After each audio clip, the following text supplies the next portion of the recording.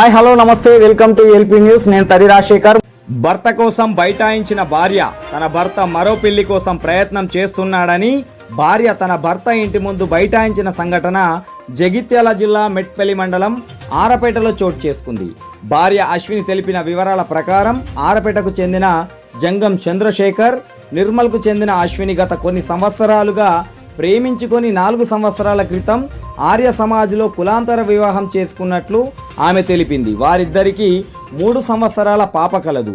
అయితే గత కొద్ది కాలంగా ఇద్దరు ముదోల్ అనే గ్రామంలో ఉంటూ ప్రైవేట్ ఉద్యోగాలు చేయగా చంద్రశేఖర్ తన తండ్రి ఆరోగ్యం బాగోలేదని చెప్పి ఆరపేటకు వచ్చాడని, అప్పటి నుండి ఆమె వద్దకు రావడం లేదని, తనకు దూరంగా ఇంకెన్ని రోజులు ఉంటావని 2 రోజుల క్రితం ఆరపేటలోని ఆమె భర్త ఇంటికి వెళ్ళి ఆమె భర్త చంద్రశేఖర్ను ప్రశ్నించగా భర్త అత్త మామలు కలిసి ఆదివారం అశ్వినిని ఇంటి నుండి బయటకు గెంటివేసి తాళం వేసుకొని వెళ్ళినట్టు ఆమె తెలిపింది. దాంతో ఏం చేయాలో అర్థం కాక డయల్ 100కు ఫోన్ చేసి విషయం చెప్పడంతో పోలీసులు అక్కడికి వెళ్ళి ఆమెకు ప్రొటెక్షన్ ఇవ్వడంతో ఆదివారం రాత్రి మొత్తం తన కూతురితో ఇంటి గడప ముందు ఉన్నట్లు ఆమె తెలిపింది. ఈ విషయమై మెట్పల్లి ఎస్ఐ కిరణ్ కుమార్ను వివరణ కోరగా ఆమె పోలీస్ స్టేషన్లో దరఖాస్తు ఇవ్వలేదని, దరఖాస్తు ఇస్తే తప్పకుండా కేసు నమోదు చేస్తామని తెలిపారు. కాగా సోమవారం సాయంత్రం ఆరపేట కుల పెద్దలు 2 రోజుల తర్వాత ఆమె భర్తతో మాట్లాడి ఆమెకు న్యాయం జరిగేలా చూస్తామని హామీ ఇవ్వడంతో ఆమె తిరిగి తన ఇంటికి వెళ్తున్నట్లు తెలిపింది. ఇదే విషయమై ఆమె భర్త చంద్రశేఖర్ను ఫోన్లో సంప్రదించి పై విషయమై వివరణ ఇవ్వాలని అడగగా అవసరం లేదు, నేనెందుకు ఇస్తా వాయిస్, నేనివ్వనని సమాధానం ఇచ్చాడు. జంగం అశ్విన్, నా భర్త పేరు జంగం చంద్రశేఖర్, నాది ప్రాపర్ నిర్మల్, మా భర్తది మెట్పల్లి దగ్గర ఆరపేట. మేమిద్దరం 10 ఏళ్ళ కిందట ప్రేమించుకున్నాం. గత 4 ఏళ్ళ కిందట పెళ్లి చేసుకున్నాం. మా ఇద్దరికి పాప పుట్టింది. మేమిద్దరం కలిసి ప్రేమ వివాహం చేసుకొని ముదోలైన గ్రామంలో ఉంటున్నాం. నేను మన భర్త అక్కడ ప్రైవేట్ జాబ్ చేస్తూ ఉండేవాళ్ళం.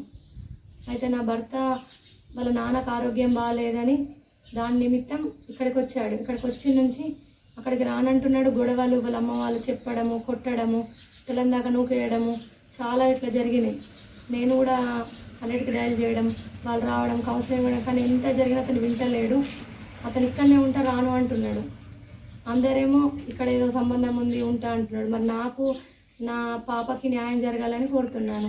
నేను నిన్న ఇక్కడికి రావడం జరిగింది మధ్యాహ్నం పూట. మన భర్తను అడుగుదాం ఎన్ని నెలలు ఇట్లా దూరంగా ఉండాలా, మరి ఎన్ని రోజుల నుండి ఇట్లా నా పాపకు నాకు ఎట్లా పరిస్థితి, మాకు ఫుడ్ ఎట్లా, మేము అక్కడ రెంట్ తీసుకుని ఉంటాం, అమ్మ నాన్నని పట్టించుకోవట్లేదు, మేము ఇంటర్ క్యాస్ట్ మళ్ళీ మ్యారేజ్ కూడా, మరి ఎట్లా నా పరిస్థితి అని చెప్పి ఇక్కడికి వస్తే ఏమన్నా వేసుకపో అని చెప్పేసి నూకేసిండు.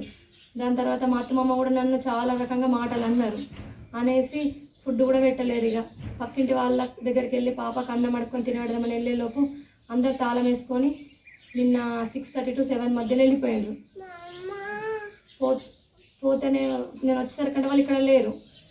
నన్ను ఈ నైట్ మొత్తం నేను ఇక్కడనే ఉన్నా. నాకు 100 డయల్ చేయడం వల్ల పోలీసు ప్రొటెక్షన్ ఇచ్చారు. మరి నాకు నా పాపకు న్యాయం జరిగేటట్టు కొద్దిగా చెయ్యండి, మీడియా ద్వారా నేను కోరుతున్నాను. నా భర్తతో నేను కలిసి ఉండాలనుకుంటున్నాను. అది ఇక్కడైనా సరే ఎక్కడైనా, ఇక్కడ ఉండడానికి నేను రెడీ ఉన్నా. నా భర్త నాతో ఉంటే చాలు, అంతే. నాకు అంతకు మించి ఏం అవసరం లేదు. దయచేసి ఎట్లైనా మీరు నాకు న్యాయం చేయండి, మీడియా ద్వారా కోరుతున్నాను నేను.